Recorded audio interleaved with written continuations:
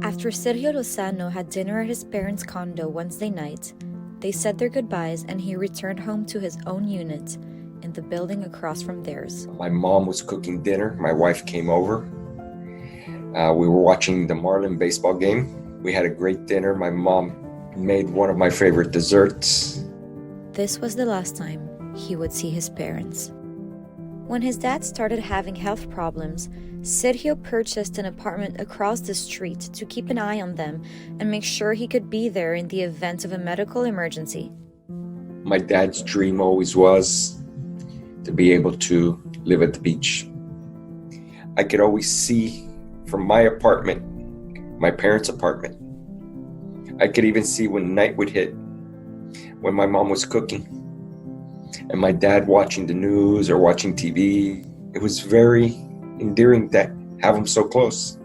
At around 1:20 in the morning, Sergio was startled by a loud boom, which he initially thought was a tornado.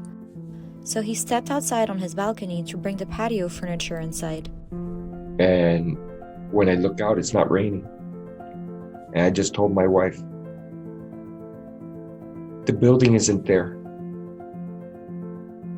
What do you mean? The building isn't there. What do you mean? My parents' apartment's not there. And I just ran down to Collins. What I thought was a tornado was the blowout of the building, hitting up against my window. Late Saturday night, Miami-Dade police announced that the bodies of Gladys and Antonio Lozano had been recovered and identified. The couple was found in the mangled wreckage, still in bed, together. They would have celebrated their 59th wedding anniversary in July. The nightmare that you wake up from. Just knowing that I had my last dinner with them. And just opening that door. And the building isn't there. The building isn't there. More than 60 years ago, Antonio Lozano fled Fidel Castro's communist regime in Cuba with nothing but the clothes on his back and moved to South Florida, where he requested political asylum. Antonio, whose background in Cuba was in banking, worked 3 busboy jobs until he had enough money saved up to get his then-girlfriend Gladys into the United States, and then marry her.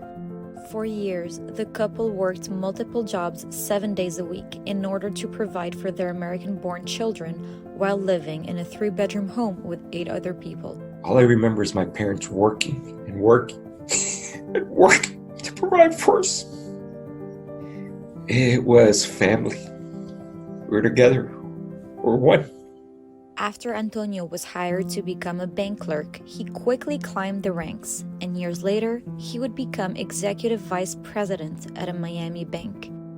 Their dream was to live on the beach, and living in Surfside for 20 years as they watched their family grow, they achieved it. Their biggest fear always was, who's going first? I can't be without you. They always wanted to go together. And they have. They're 2 amazing, great people. And it's a love story. They couldn't be without each other. And thank you, God, for letting them go together. Natasha Larnaud, CBS News.